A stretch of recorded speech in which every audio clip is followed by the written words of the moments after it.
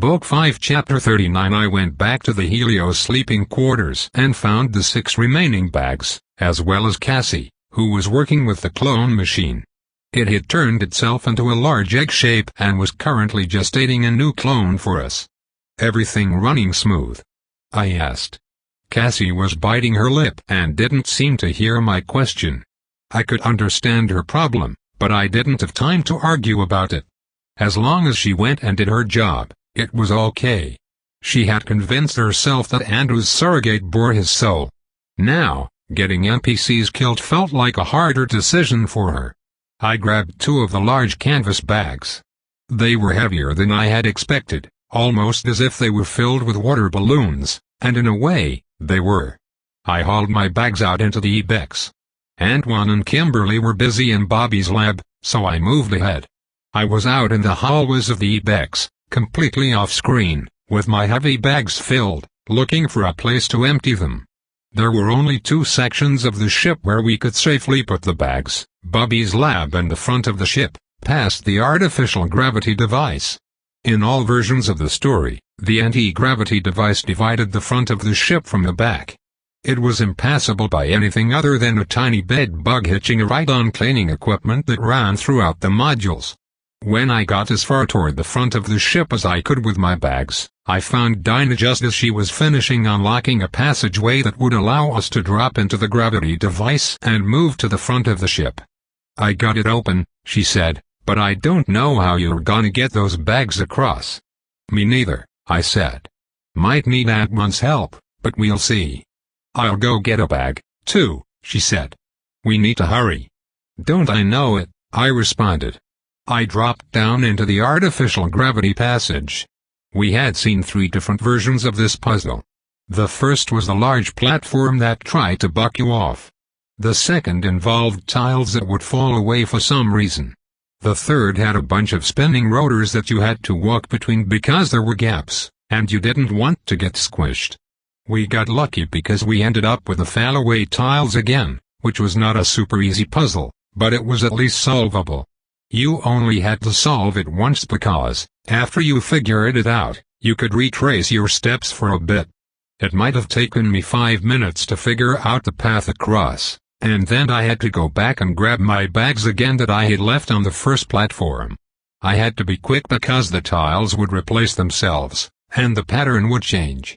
Not too long after I started, I finally got to the front half of the ship. We were doing so well that I started to wonder if maybe the puzzle version of the story was workable and if all this effort we were putting in was for nothing. But then I remembered there were a lot more puzzles to go, and if we could get Carousel to delete those puzzles for us by adding an alternative conflict, I was willing to do it. My arms ached as I carried the bags forward and found myself in the secondary sleeping bay. There were a few dozen ill-fated souls trapped inside deep sleep chambers in this room. Poor things. I regretted what we were about to do to them, and that's why I had to be here to do it myself, because I didn't want to ask anyone else to. Not this time. This time, the guilt was on me. I knew that whatever was about to happen to them, they wouldn't feel it, and they wouldn't know. But I would. I opened up one of my large black bags and retrieved something about the size of a cantaloupe. It squelched in my hand and sloshed around but remained intact. In the light, I could see something growing inside of it. The squishy mass was a gigantic egg. The egg was primarily the product of bedbug DNA, but that wasn't all it was. Not even close. I began taking the eggs and planting them around the room. I even had the nerve to pry open more than a few of the deep sleep chambers, the ones that had brain-dead passengers within them, and pile in a few eggs inside of those. It was disgusting to watch the actual bed bugs crawl around among these mutants, but we had to do what we had to do. In Carousel, you pick your battles, and sometimes you pick your casualties, too. "Is everything set?"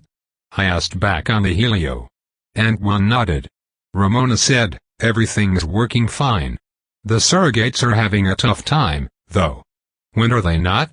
Isaac asked. "All right," I said. "It's time for a time skip." The skip was initially going to be 4 months, like the first time, but because we had put it off so many hours, it ended up only being a month of in-story time. But that was plenty. Plenty, that was, if Carousel was willing to go along with our plans. I was nervous as I lay back in my deep sleep chamber. I looked down the row at my friends and at the cloning machine and hoped I had thought of everything. I told myself that we were going to succeed because even if we weren't going to be a part of the story, that didn't mean we couldn't take the initiative. We would have too. I laid back in my deep sleep chamber, and I was out like a light, no trop needed. Flannery woke us up, and I wasn't even groggy. I suspected that Ant 1 had used his drop to make the night come so that we would all be well rested in the morning. As I got to the helm, I learned a month of in-story time had passed, so I frantically searched the cameras to see what had become of the ibex after we left. I was watching the screens in front of me and also watching the dailies in my head, scanning through them out fast forward, hoping beyond hope that our plan had worked. And it had. The first part, at least. The rest relied on us to play our part. The surrogates were still in the original sleeping bay where they were when we first met them on our first run. They were starving, living on whatever nutrients they could coax the sleep chambers to pump into them. As far as they were concerned, nothing had changed in this version. There were no large eggs in their sleeping bay. The other sleeping bay wasn't so lucky. After having traveled there myself, we had unlocked the ability to see it through the camera. Watching it drained the blood from my face.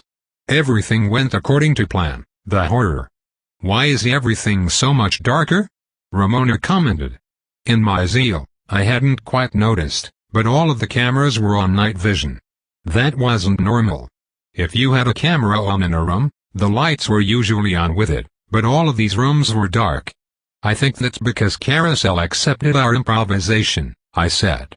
We changed what type of story we're in, and Carousel is changing everything in kind. The ibex was dark. That's when a spaceship was scariest. We had to hope that didn't put a hamper on our plans. How's Bobby? Ant-Man asked. I didn't even want to say. He's not doing too hot, I said as I viewed footage from the dailies. I saw as the eggs that Antoine and Kimberly had laid around his lab began to hatch, and the horrible creatures crawled out of them. They first infested the cows and pigs that hung headless from their life support machines. They eventually found a different kind of prey. They found Bobby's deep sleep chamber, and they went to town, wriggling their grubby bodies between the cracks of his chamber and taking more than just blood. They took flesh and life itself. Am I dead yet? Bobby asked, standing beside me on the helm of the Helio. Very, I said. I watched the image as someone who looked a lot like Bobby continued to be attacked. I guess it's time for me to get to my place, he said. It was. Creating a nightmarish version of a bedbug using an alien cloning machine was a standard play for Carousel, at least.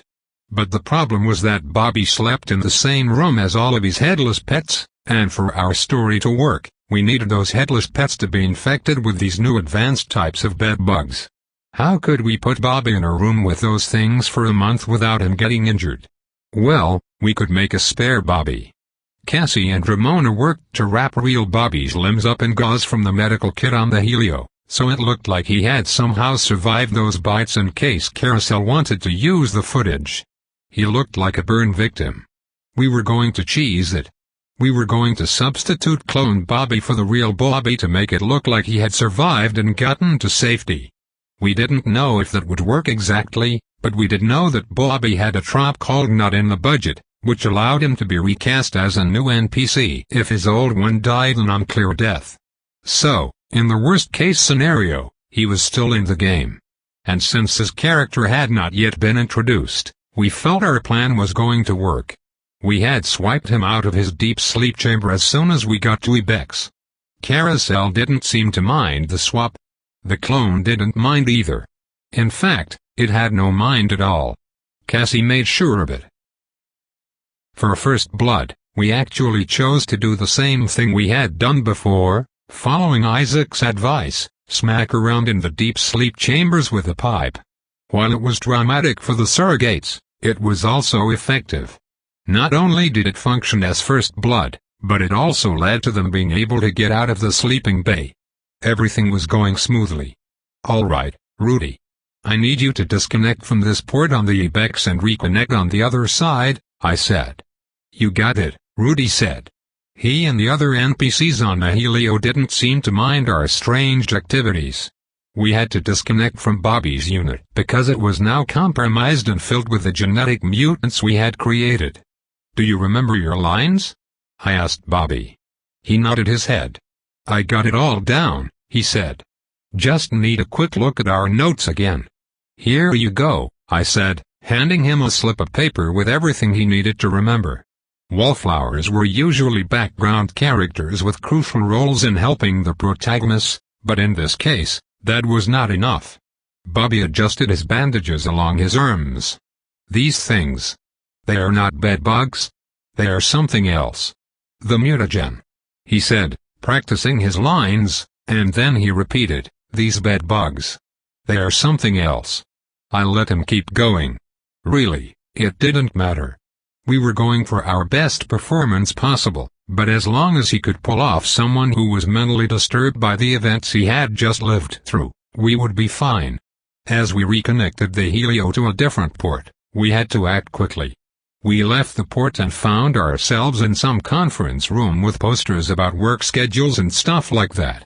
I dragged Bobby behind me because I knew the layout the best.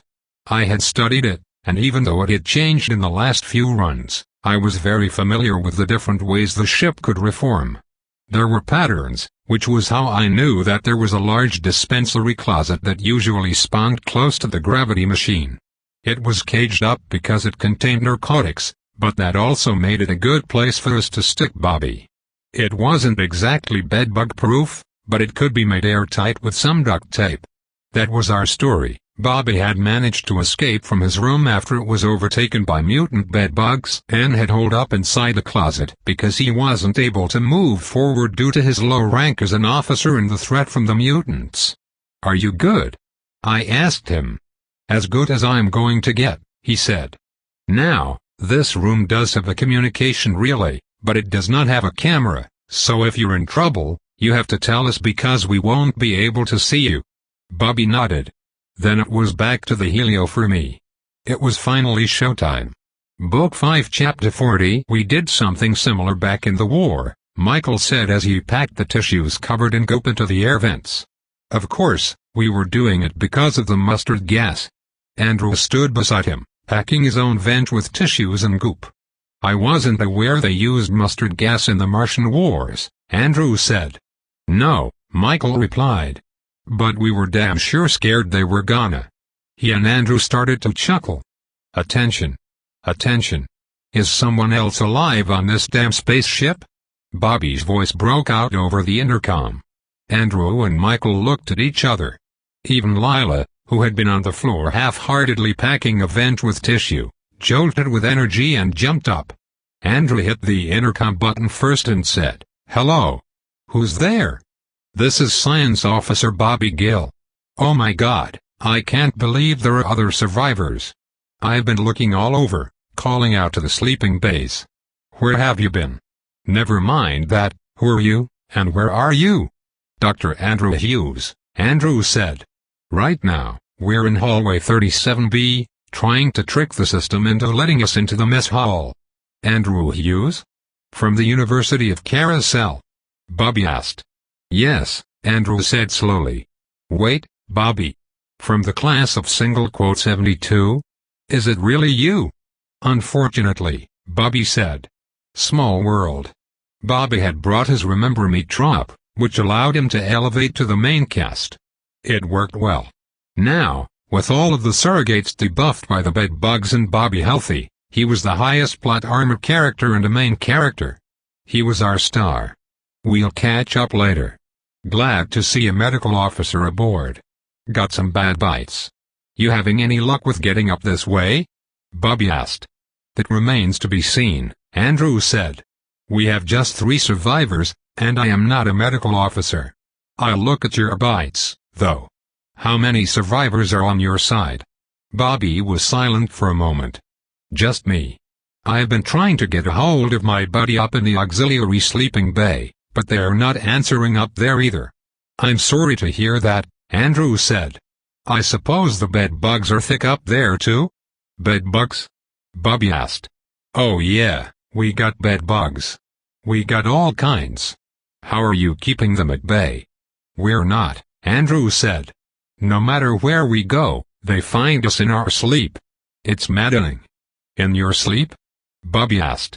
I wasn't talking about the little bed bugs. Who cares about those damn things? I'm talking about the big ones. The mutants. Andrew and Michael looked at each other. Mutants? Andrew asked. Never mind. If you haven't seen them, then count yourself lucky. They seem to be quarantined in my lab so far. Thank God they haven't gotten out. I was worried they'd crawl through the ventilation system. It's only a matter of time. We haven't seen anything but normal bed bugs back here, Andrew said. Normal bed bugs. Who'd have ever thought I'd be relieved to hear that? Bobby asked. I feel you, Andrew said. Where are you? Do you have access to the helm? There should be manual overrides if you can get to them. I'm on the other side of the anti-gravity device from where you are. I'm having difficulty moving forward because science officers aren't very highly ranked, and Bex is a son of a gun. Do you have food and shelter there? Andrew asked. Some of both, Bobby said. But be careful, and if you see a door labeled Protein Lab, do not open it. Roger that, Andrew responded. With that, they started hurriedly packing the vents, using essentially the same technique they had used in the first run but in a different part of the ship. All right, I said, turning to my friends on the helm of the Helio. It's time for Phase 2. Ramona and Isaac, you stay here. Cassie, you're welcome to stay here too. I've told you 1,000 times, you've done more than enough. Cassie shook her head. We need to do this, she said. If you need my help, I'm going to be there. I nodded. I didn't need her for anything but some additional scouting, but I was willing to let her tag along as long as things stayed safe. You two, keep your eyes on the screen and keep everyone apprised of what's going on. You're our center of communication, and you're our eyes in the sky. Ramona and Isaac nodded. Bex could maintain a party line between all of us, no matter where we went on the ship, so we could all be in communication when we were off-screen, but we wouldn't be able to see each other. That was an essential piece of the puzzle that Ramona and Isaac would cover by staying on the Helio. Antoine, Kimberly, Cassie, you're the backup. Dinah and I will forge ahead to try to solve the puzzles and unlock doors. We know what we're doing here, folks, Antoine said. Now, let's go run this thing. Do we put our hands in the middle and say go team? Isaac asked. He meant it sarcastically, but we did it anyway. Back on the Bex, the most important member of our team was meeting up with the surrogates. They were at the anti-gravity device on either side of the gaping hole. What do we do here? Andrew cried out. The gravitational force on the tiles changes depending on the state of the ship at any given time. Some of the tiles are stationary and can be walked on, but the others will fall. You have to be careful and find a path across. Funny design for an anti-gravity machine, but it sure looked sci-fi enough. I trusted Bobby enough to guide them across, and the rest of us took our places. We had relocated the Helio further up the Bex, past the anti-gravity machine. I didn't even manage to get out of the Helio and back into the Bex before Ramona started yelling at me. Riley, it changed, she said. At first, I didn't know what she was talking about, but before I even made it up the stairs, I knew. I looked at the 3D model of the Bex, and it was pretty easy to figure out what had moved. It was Bobby's lab previously. It had been at the back of the ship, on one side of the anti-gravity device, but now it was at the front of the ship. There was no reason for it not to be based on the established lore of the story. The audience certainly wouldn't make heads or tails of the layout of the ship and wouldn't notice whether his lab was at the front or the back. Carousel's making a response, I said. Nothing to worry about, but keep us posted. Bobby's lab contained many of the mutant bed bugs we had created. It made sense that Carousel wouldn't want them left behind, not when there was so much action to be had. On the plot cycle, It was almost to the middle of rebirth. We were making excellent time. In our first run, they didn't get the artificial gravity machine until second blood. Bobby only took 10 minutes to help them solve the puzzle and get Lila across. That was the last puzzle they would have to solve because we had changed the nature of the story. As we ran through the ibex, we noticed how dark it had gotten, darker than it had previously been. Antoine had a metal pipe, which was about the only thing he could find that resembled a weapon. The rest of us didn't have much at all, but luckily, we weren't really a part of the story, so even our plot armor didn't exactly matter. Monsters would never come after us, unless, of course, we happened to stumble upon them. They wouldn't track us down or be led to us by the script. We were perfect sneaking machines. Bobby and the surrogates were not. "There's something up there," Lila said. "There can't be anything up there," Andrew replied. "Unless there are more people up here." "There are more things than people up here," Bobby said. "We're gonna need to run." "What are you talking about?" Michael asked. Like Antoine, he had a metal pipe. In fact, it was the same one he had used to trigger first blood by beating against the deep sleep chambers. "The mutants," Bobby said. "Antoine, Kimberly, Cassie, Dinah, and I were holed up in a room not too far away from the surrogates and Bobby. We were watching them. Dinah looked straight at them because she had a drop that made her confident she wasn't on screen, and she was used to towing that line. The rest of us huddled around the little intercom screen where the audio was coming from. As if to demonstrate the mutant bedbugs Bobby spoke of, one appeared. I didn't need the audio feed to know what was there. This thing screeched like a banshee. I would know, I had heard a banshee scream hundreds of times. At that point, I had only seen one of these mutants on the clone machine as it projected what the biological life form would look like in adulthood, just as it had projected what Cassie would look like based on her DNA profile. The mutant bedbugs weren't just bedbugs. They were a little bit of everything we had available to us: cow, pig, goat, chicken. The goal was to make it bigger, uglier, and more dangerous. We played around with DNA samples from all the animals we had, including the bedbug, and came up with something we thought we could use in the story: a monster. On the clone gizmo's screen, it had been a strange, giant, hairy insect with an arrangement of large teeth, not canine teeth, but molars, not to mention its giant, needle-like appendage that it could use to suck blood. Feeling brave, I ran out into the hallway next to Dinah to take a look. In the distance, it was a terror.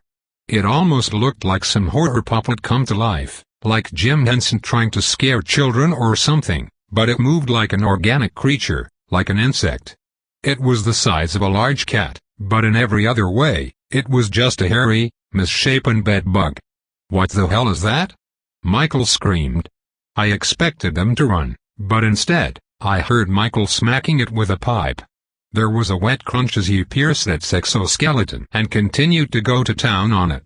"That was a juvenile," Bobby said. "What?" Michael asked.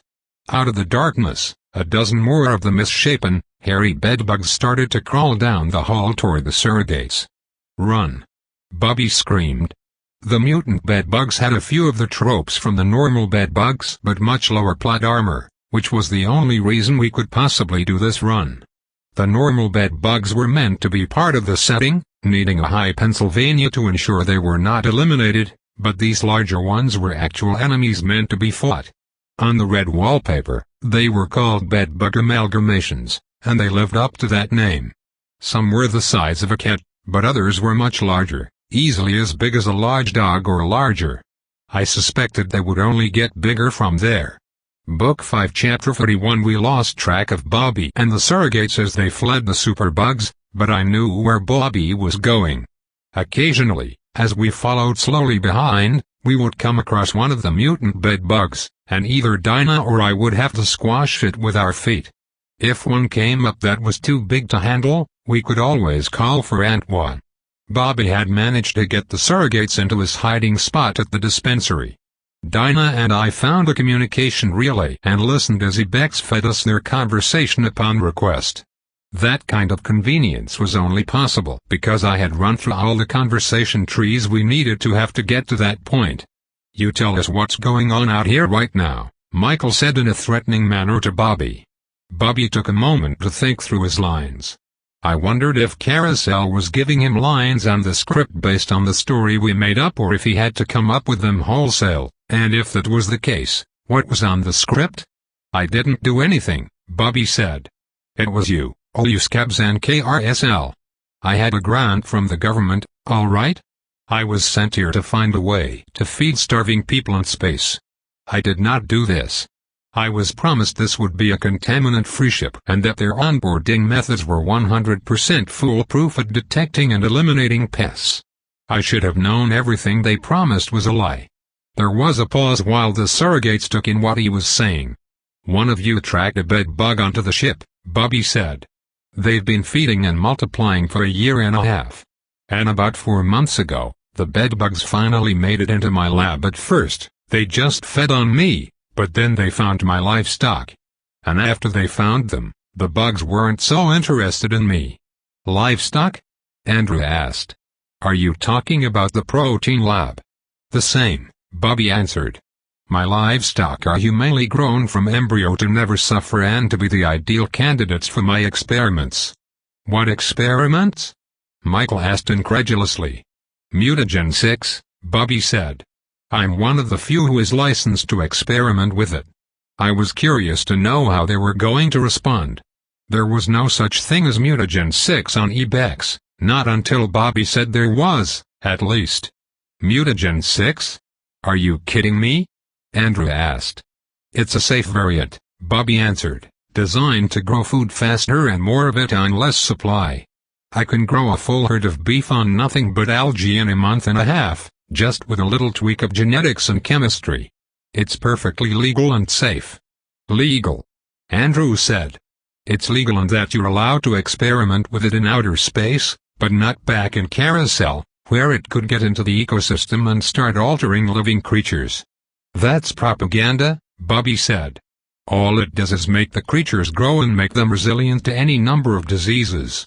Or at least, that's all I thought it did." There was a pause. "The bed bugs," Andrew said. "The bed bugs," Bobby answered. "The pure mutagen 6 ran through the bloodstreams of those animals at levels we had never experimented with back in Carousel. Once they started feeding on the cattle and the goats, they weren't so interested in humans anymore. They were hooked." "What are we talking about here?" Michael asked. "Are they on steroids or something? Because the things I saw, I don't really understand. One of those things had human teeth." "Not human," Bobby said. "I believe those were from a cow." "No matter. Yes, the mutagen created some offspring of the bed bugs with genetic features of the creatures they fed on." "I don't understand," Andrew said. "Once those things started to spread, why did Ibex not register them and take care of them?" "I don't understand it either," Bobby said. "I do know that these old eyes are usually mishandled and given protocols that make it difficult for them to overcome circumstances their programmers didn't foresee." "Yes, I've heard the same," Andrew said. "Makes you wonder why you'd want an AI if you were going to take away its ability for creative thinking. What do you suppose is preventing it from triggering its defensive protocols?" "My first thought," Bobby said, "was that it whitelisted the animals inside my lab or, at the very least, it was told to whitelist them. But then, how would the AI confuse these monsters with cows? No, there's something deeply wrong with its programming. I've spoken to Ibex, it doesn't even seem to register there's an infestation. It never mentioned anything about it to us," Andrew said. "If it is somehow unable to even communicate about this particular problem, perhaps it has no protocol for a mutated pest.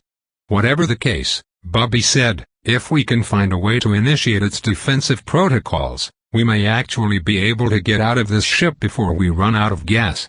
"What do you mean, run out of gas?" Lila asked, speaking up for the first time. "Don't you know?" Bobby replied. "These things, they are notoriously fuel inefficient. We're supposed to fuel up soon, and if there's no one at the helm to override and make sure it happens manually, well, We're going to be spending the rest of our lives together. I grouped back up with Antoine, Kimberly, and Cassie.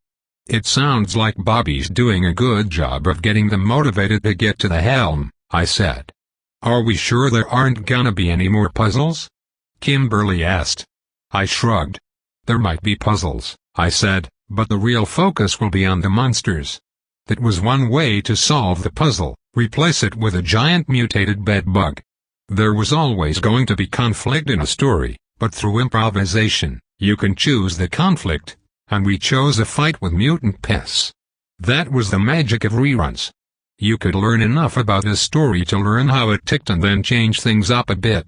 Sure, we would be docked points for sidestepping the themes, but hey, at least we were getting somewhere. Now, when the surrogates had to move forward in the ship, their struggle wouldn't be against a mind-numbing puzzle that we had to explain to them. It would simply be a fight, one we could help them with without appearing on screen. We just had to make sure they didn't end up as bedbug food, well, more than they already were. Our plan was working flawlessly. Instead of throwing a bunch of random puzzles at us to solve, Carousel was sending waves of monsters to be run from or fought by Bobby and the surrogates, with help from some off-screen characters whose names would not appear in the credits. It was a strange feeling, being happy when a corridor was filled with giant bugs instead of space lasers we had to rearrange. Slowly, they moved their way forward in the ship, with us dancing around them in the shadows, staying off-screen and helping where we could. Just as we planned, they arrived at the secondary sleeping bay just in time for second blood. We had anticipated all the drama that the surrogates would bring to fill out the movie and timed everything just right. I had no idea what Carousel would do with our little mutant bedbug plan. I got the sense that it was having a little fun. In the story we were telling, the bedbugs had been created when ordinary insects consumed something called mutagen 6, but in real life, they were modified clones. We had no control over mutation, just a fancy alien computer. Carousel, however, had no such limitations. This is it, Bobby said. I wasn't able to get here on my own. When I first got out of my lab, I was running for my life. My friend is supposed to be in here. Bobby's nameless friend was an important character in our version of the story. Now, all he had to do was pick a deep sleep chamber, any deep sleep chamber. They opened the door to the secondary sleeping bay. This room is having the same problem with the lights, Michael noted. Those darn lights just wouldn't stay on. Bobby had a flashlight he had picked up from his workshop, and he was shining it around at the mounds of normal bedbugs as well as a bunch of hatched eggs, way more eggs than I had put in there. Strangely, there were tons of dead mutant bedbugs, dozens of them, killed through some form of physical damage that was too desiccated for me to recognize from the distance I was watching. Maybe they killed each other. Maybe Ibex got off the couch. I could only see a little bit through the open door. Andrew was nervous. Lila hadn't even been willing to enter the room but had instead sought out the room with all the belongings of the passengers, just as she had in the first run. With those things in here, I don't think your friend is alive, Andrew said. We need to leave. No, Bobby said as he walked deeper into the room. The mutated bed bugs are larger. I'm not sure they can fit into the deep sleep chambers. Ironically, the mutation might have been helpful to humans. There was a pause as the silence grew distressing. Something killed all of these mutants, Bobby added. That might mean there are passengers alive in here. He stared around at the dead mutant bodies. Andrew looked incredulous, even though all I could see was the back of his head from across the hallway where we were hiding. Bobby stopped at one of the deep sleep chambers and said, "Here we go." He looked down at the medical display and dropped to his knees. He passed, Andrew said, looking at the readouts. A month ago, if this reading is correct, Bobby said. Bobby cursed and slammed his fist against the deep sleep chamber, perhaps a bit too loudly. I suggested he do something like that because that was the exact type of behavior that could trigger an action sequence. A scuttling could be heard in the back of the room. We need to go now, Andrew said. Bobby didn't need convincing. They both picked up and started to run out of the room, followed by the most grotesque inversions of the bed bugs we had seen yet. Andrew even did a nice pause and stare at the monster in horror for the camera. We knew that Carousel was going along with our plans. What we didn't know was that it had made plans of its own. The creature we were looking at did not look like it was part bed bug and part farm animal. It looked like it was part bed bug and part human, not close enough to fool anyone, of course, but its two front legs were clearly arms from a human. Instead of having tufts of fur, it had long strands of human-like hair. And its eyes were human. It was the skinned frog's uglier cousin. From the atlas in our experience, we knew that mass death, or the revelation of it, could be first or second blood. We had figured out that if we sacrificed the unconscious NPCs in the secondary sleeping bay for a second blood, we could potentially spare the surrogates. It would have been a better story to lose an important character there, but that would defeat the purpose of doing the run. Carousel was having fun with us. We had not created this creature. It had carried our made-up logic forward. The mutants got features of what they fed on. Up ahead, Bobby screamed, "There's a junction where we should be able to pass through." "Where's Lila?" Michael screamed. She, of course, had wandered off and was hugging her child's baby blanket tightly. "We can't leave without her," Andrew said. They started screaming her name. "Lila, where are you? We need to go." And, of course, the pattern that had started to show itself in our first run repeated itself here. Lila was going to get one of them killed.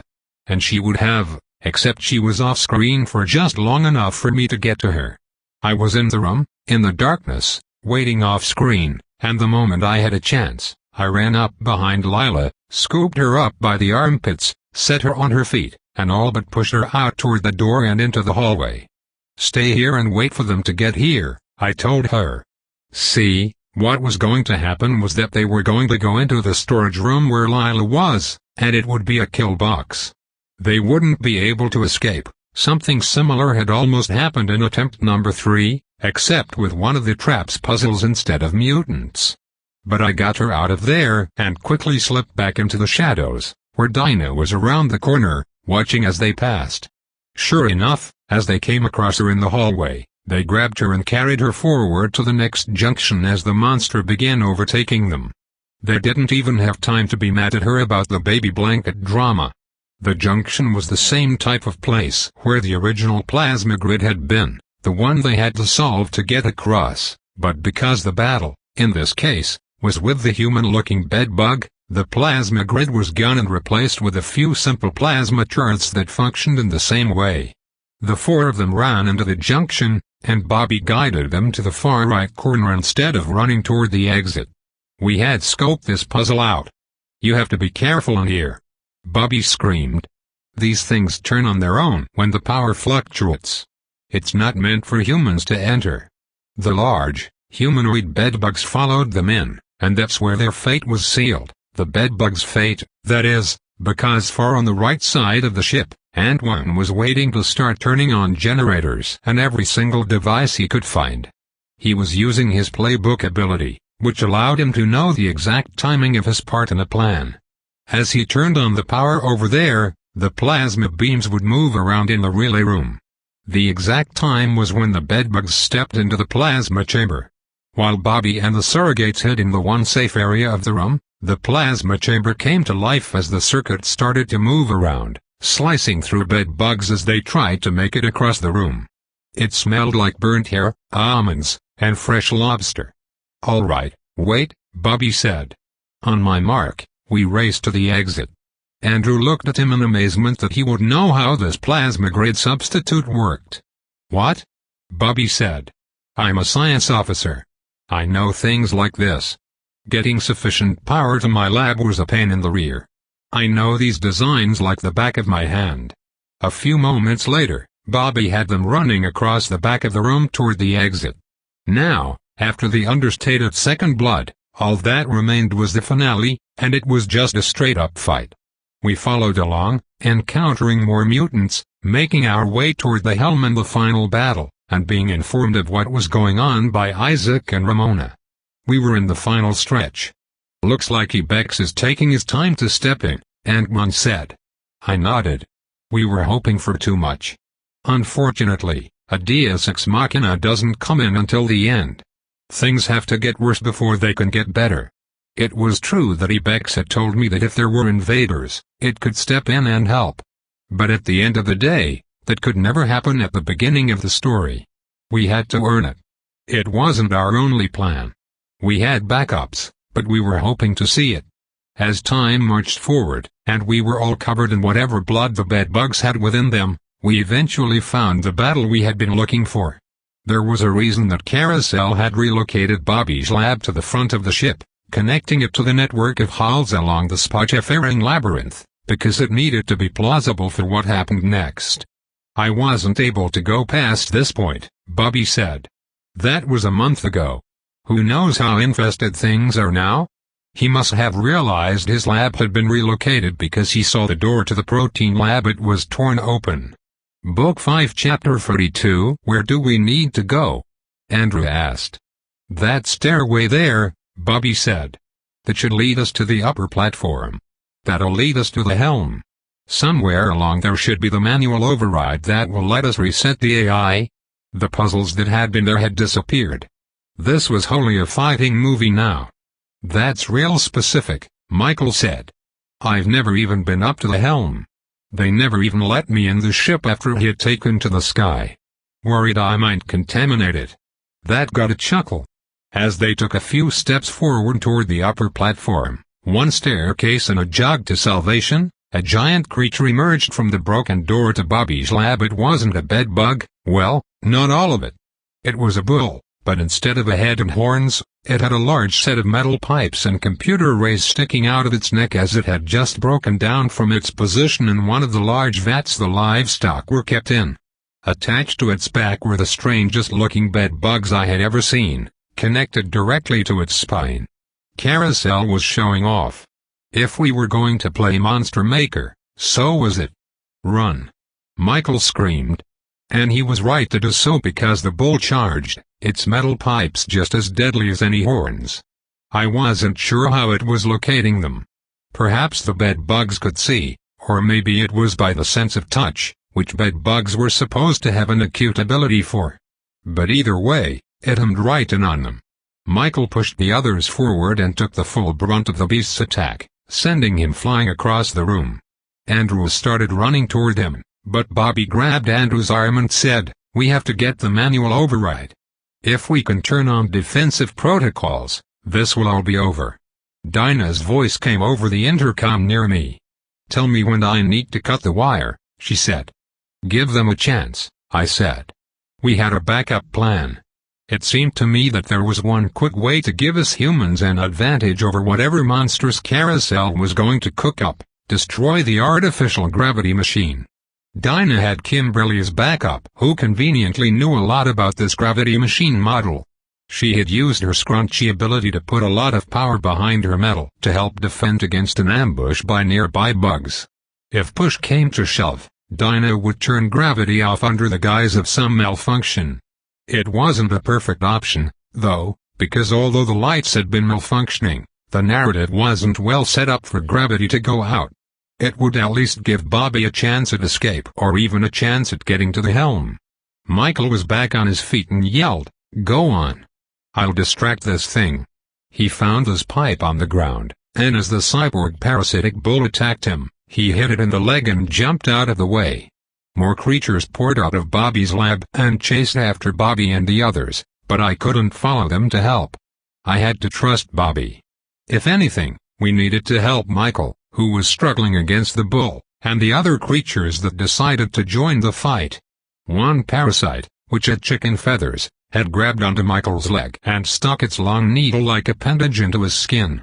He screamed in anger. "Time out!" And one yelled from beside me, and then the both of us ran toward Michael as all of the monsters in the hallway toned down their attacks, if only for a moment.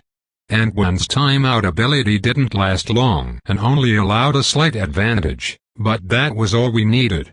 The action was off-screen for a moment. As Michael continued to whack at the monsters around him, Ant-One and I joined in the barrage.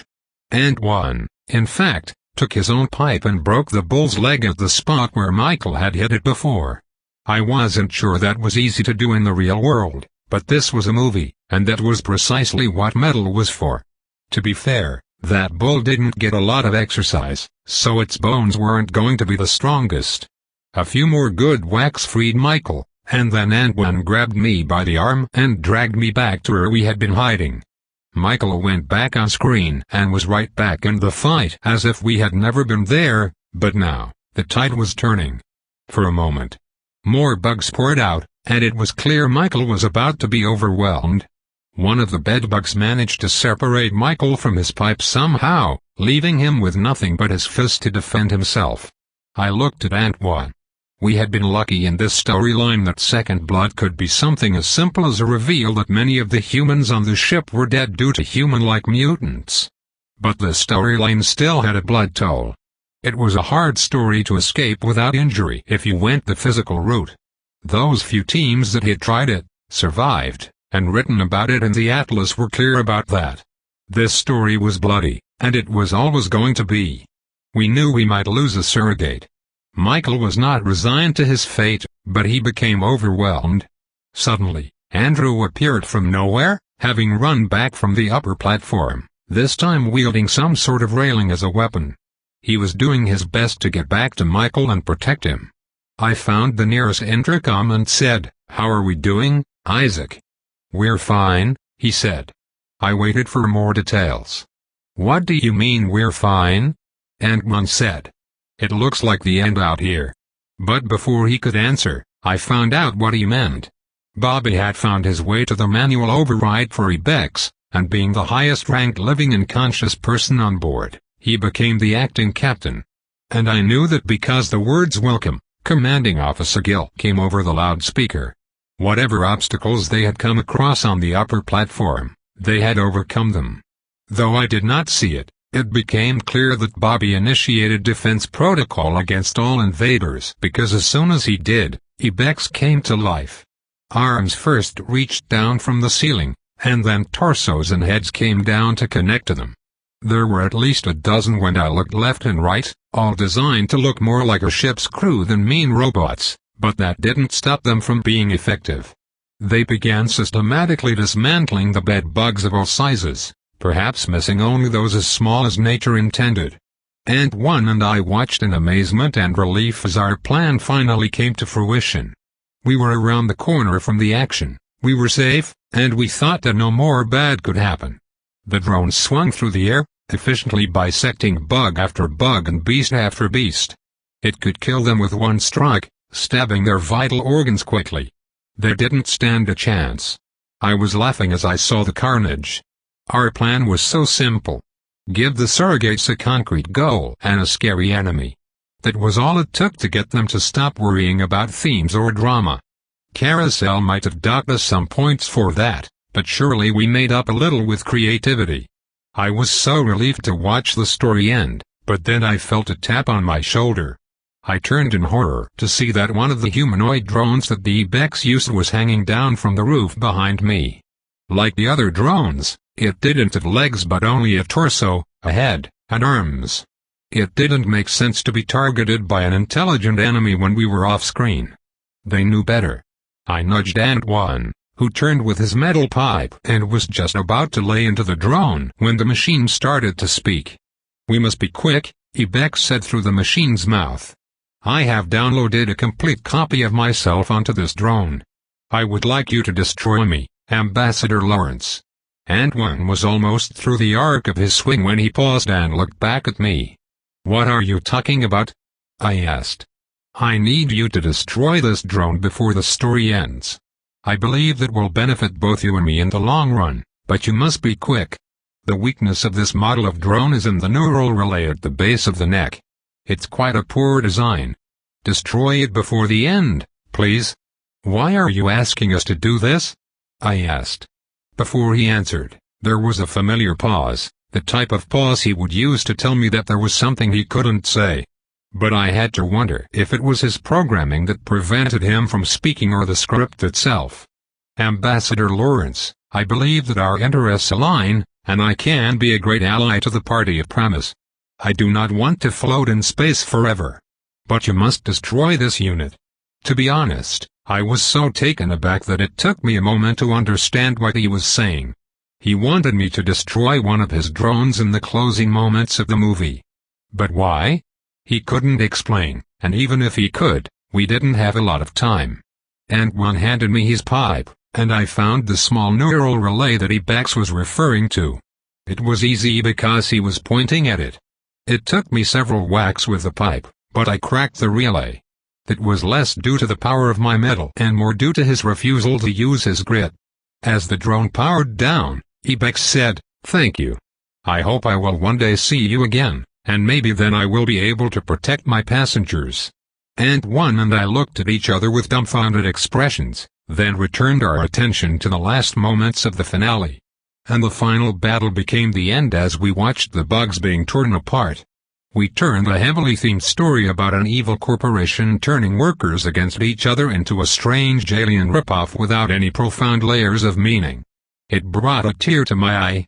And suddenly, I wasn't on the Ibex anymore. I was standing on a red carpet, carrying the exact same stuff I had worn when we came for our 5th attempt at rescuing Andrew Hughes, Lila White, and Michael Brooks. Unlike previous times, I was very alert. I looked around to see if we had succeeded, and sure enough, there were 3 extra people with us. As quick as I was to emerge from my daze, Cassie was even faster. She found a tall man with glasses and dark hair wearing a blue button-up shirt, tan slacks, brown loafers, and a matching belt. I didn't need to look at the red wallpaper to know that this was the real Andrew Hughes. The NPC Carousel had used as a surrogate bore some similarity to him, but as I looked at this man, I could definitely see both Isaac's and Cassie's features in him. She was hugging him before he even realized what was going on. He pushed her off for a moment to get a good look at her. "Cassie? No, what are you doing here?" he pleaded, horror in his voice. I had heard that same lament from Antoine's brother Christian, and emotional devastation to see a loved one in this terrible place. "We came here looking for you," Cassie said, her voice firm. "We came here to rescue you." "No," Andrew said, doing his best to analyze the situation and failing. "We. You said we?" He looked around and saw Isaac. "Both of you? Oh God, it got you both." From there, I stopped eavesdropping as Cassie resumed her hug, and Isaac eventually broke down and hugged his brother, too. "I don't understand," Andrew said. "How did you rescue Dash?" He didn't finish his sentence.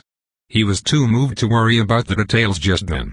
"Well, if it ain't a family reunion," Michael said, and though this Michael looked nothing like the person who played him, he sounded exactly the same. Michael Brooks was strongly built, Native American, and had every inch of his head shaved, which his surrogate did not. He also perpetually carried a toothpick in his mouth.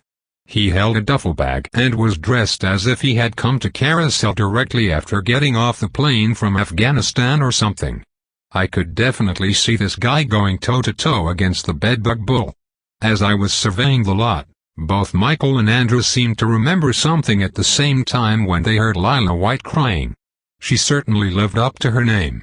She had dark hair and porcelain skin that would burn up if the sun shone too brightly. "You," Michael said, reaching out and grabbing Lila, who was roughly a third of his size, shaking her hard like he was trying to extract a demon. Antoine jumped in and pulled Lila out of Michael's arms. "What the hell is wrong with you?" Antoine asked. "Lila, what have you done?" Andrew asked, ignoring Antoine. "I'm sorry," Lila said, her voice trembling. "I didn't want it to happen this way." "The hell you didn't!" Michael yelled at her, only holding back because Antoine was physically restraining him. "Somebody explain what's going on." Antoine screamed. Lila didn't speak, didn't move. She dropped to the ground. Finally, Andrew decided to shed some light on things. "She was our scout," Andrew said. "She led us up the mountain, right into a monster lair. She tried to kill us." He took a moment to scan the group. "I'm guessing she managed to kill Logan and Avery." Before anyone could explain further or get any real answers, Bubby approached with his dogs. He stuck out his hand toward Michael and said, "Hey, it's nice to meet the real you." Michael ignored him. Bubby withdrew his hand meekly. As had happened before, our little interaction was interrupted by a howl from the mountain above, a shivering reminder that Carousel was a place of monsters. Book 5 Chapter 43. We really cannot risk staying here, I said, but I might as well have been talking to myself because Michael and Andrew could not resist questioning Lila. My friend seemed to agree that the interrogation was more critical than whatever risk standing at the entrance of the Power Works pavilion might hold. I kept my head on a swivel, looking for omens. I didn't know of any that would threaten us, but we were certainly surrounded. So, if one of the omens turned out to be mobile, we would be in trouble because there were some high-level storylines around us. If it turned out that the werewolves and the monster lair up the mountain could somehow leave their invisible chains and come down to us, we would be dead. There were no cool heads among us except perhaps Andrew's and perhaps Ramona's. What a bad hysteric. We were all either scared or confused or angry. Why did you do that? Michael asked, with a fury that was usually reserved for enemies. You got Logan and Avery killed. You got us killed. Lila, much like her surrogates in the storyline, had disappeared into a catatonia that Michael's words could not pierce. Lila, talk to me. You've always trusted me. We've always trusted each other, Andrew said. If you have an explanation, please tell us. They were so preoccupied with their own issues that they were uninterested in us. They tried to break her silence, but it seemed like it was taking forever. Lila did eventually start talking. You don't understand, she said. I had to. Andrew, in a tone that was far too calm, said, why did you have to do that? You knew where you were leading us, didn't you? You knew there would be monsters there. I didn't know exactly, Lila said. I didn't know it was a monster lair. I just knew I was supposed to take you up the mountain. A quick scan of Lila's tropes showed me that she did have a powerful scouting ability on par with my own, if not better. But it wasn't clear if it worked on monster lairs. Hers only worked on omens. Mine at least gave me a clue of other dangers with the anxiety it caused me. However, her trope also allowed her to find safe paths through sound stages to get around the carousel, a concept that boggled my mind. Who told you to take us up the mountain? Andrew asked. I can't tell you. She'll get mad at me. Andrew tried to pry further to find out who had instructed Lila to lead them up a mountain to their doom. It was no use. She had gone silent again. All right, wait a minute, Ant-Man said. Now you have to talk. What happened to you on the mountain? Werewolves attacked you, right? Michael did not take his eyes off Lila and did not answer. Andrew thought for a moment, took a deep breath, removed his glasses, breathed condensation onto them, and began to clean them. Then he looked at Antoine. She led us up the mountain toward the storyline we were going to run. There's a path, you can barely see it through the trees. As we walked, we found a group of 15 or 20 NPCs loitering. As far as we could tell, nothing was alarming, no more alarming than Carousel usually is. I believe most of them were Carousel employees. But then we continued to walk, and suddenly the sun went down, and the moon rose, and those NPCs. You can guess the rest. They got Logan and Avery, two of our teammates. But I suppose you already know that because you just rescued us. And if you can rescue us, and you know there are werewolves on the mountain, then you've no doubt done some investigating. He cleared his throat. And since you know all I told you, you know that I'm telling the truth. So I hope that you can honestly explain what's going on. I see that my siblings are among your party, but your levels are higher. In fact, your levels are not uniform at all. I expect something traumatic has happened since we were last here. He spoke matter-of-factly and without any blatant aggression. We're the team that got here after you guys got posted, and one answered. Andrew nodded. It was my understanding that rescue tropes had disappeared. Would you care to explain why we're alive here today? Lila, who had remained silent, suddenly struck up a curiosity and looked straight at Antoine. She wanted to know the answer, too, and if she was compromised somehow, it was best that she didn't get it. Hold on, Antoine said. We're not going to tell you anything while she is listening. I assume you heard the story of Winston Ashwood. We certainly did, and it looks like this is the same kind of scheme he pulled. Andrew nodded. Yes, he was before our time, but we heard the story. Psychic player gone rogue, sending innocents to their deaths, Andrew said. You're right. This does seem to be the same sort of treachery. He turned his gaze back toward Lila. I don't know anything about that, Lila said. I'm not a killer. I promise I didn't know. I wasn't trying to hurt you. Not trying to hurt me? Andrew repeated. But you were trying to hurt someone. Andrew, please, she said. Logan's quest was going to get us killed. I told you that a dozen times. It was going to get everyone killed.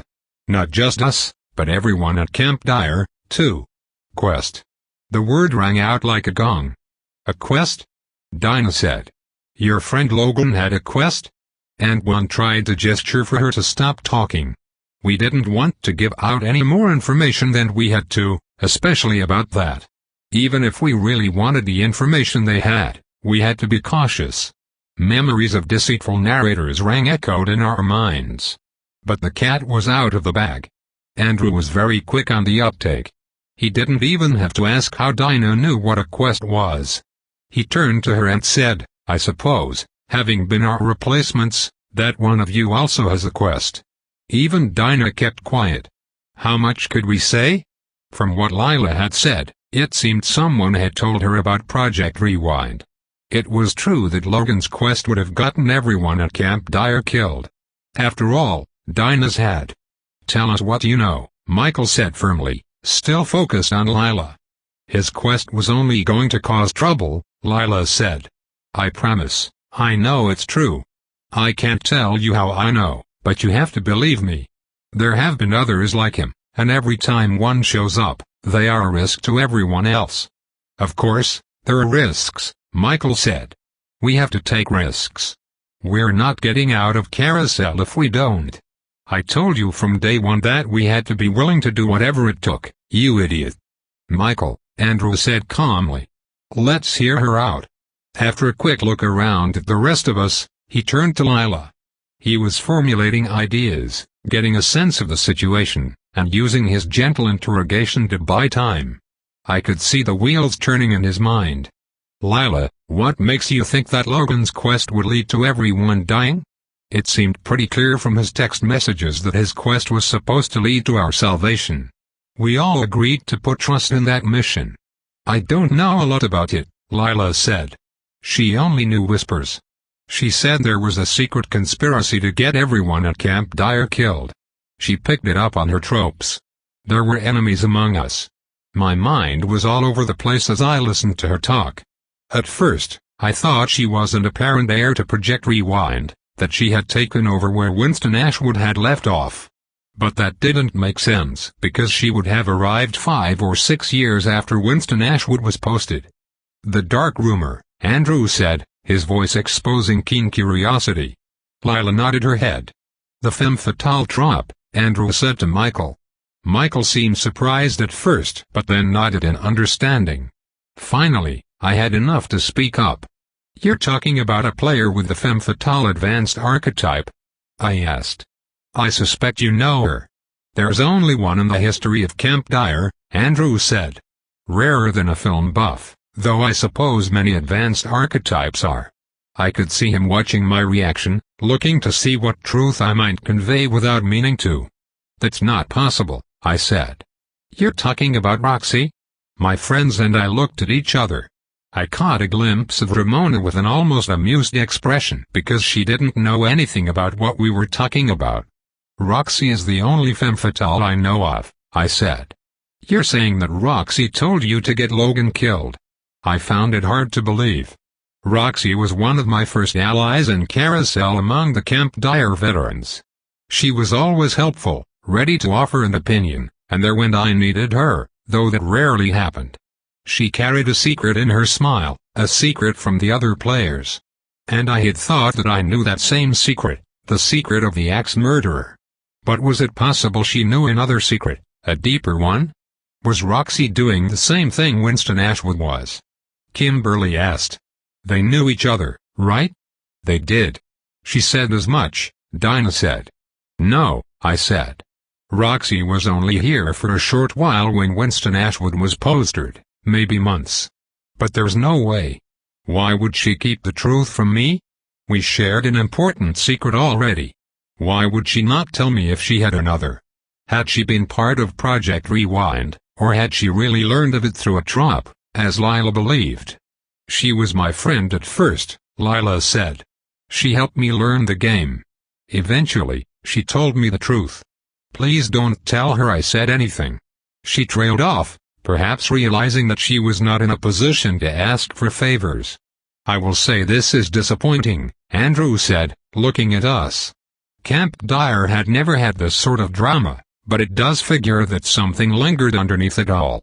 Roxy was always keeping her secrets. He looked at Michael. Like where missing players went, Michael said. I knew all those fuckers were hiding something. And one glanced back at me.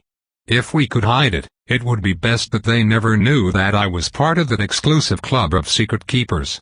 As I thought about that, I realized that Roxy had told me that name, Secret Keepers, and it just so happened that that exact phrase had been used in the text of Project Rewind. She had known something. What were the odds that dozens of teams of crack players never got a whiff of Project Rewind, despite their powerful inside ropes? And one femme fatale player was able to crack it? It made some sense.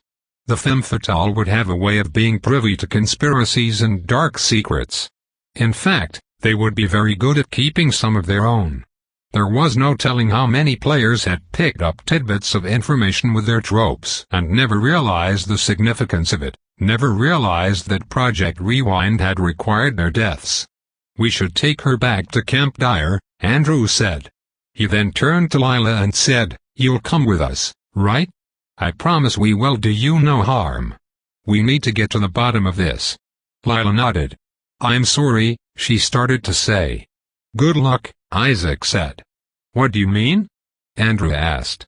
Isaac looked at Antoine and then at me, but of course, he wasn't going to keep a secret from his brother, not for us. All the players at Camp Dyer are dead, Isaac said. You guys didn't get very far in your quest, but they sure did. Hold on now, Michael growled. Everyone's dead? They began backing away from us. Andrew, Michael, and even Lila had been put on alert. Isaac stood still as if he didn't know what to do. Wait a second, Cassie said. We can explain. It had to happen, right, Riley? They had to reset Carousel. It was the only way we could beat the game. I wouldn't say that they were acting aggressively toward us, but it wouldn't surprise me if Michael broke out of his suspicious gaze and put on a harsher one. Look, Ant-Man said. You said it yourself, we had to do what it took. And we didn't even know what the cost was until it happened. We didn't know they were going to die. The people who started the plan rigged it so that we wouldn't find out until after it was already too late. Look, my name is Antoine Stone. My brother was Christian Stone. You know him. He was at Camp Dyer. He got killed, too, and I would have never allowed that to happen if I had known. Points to Antoine. It did seem like that was an effective thing to say. At the very least, things did not escalate. You look like him, Andrew said. He glanced at Michael. A signal to take it easy. I suppose before we act rashly, we need to compare notes. We certainly did. Tobe continued. Thanks for listening.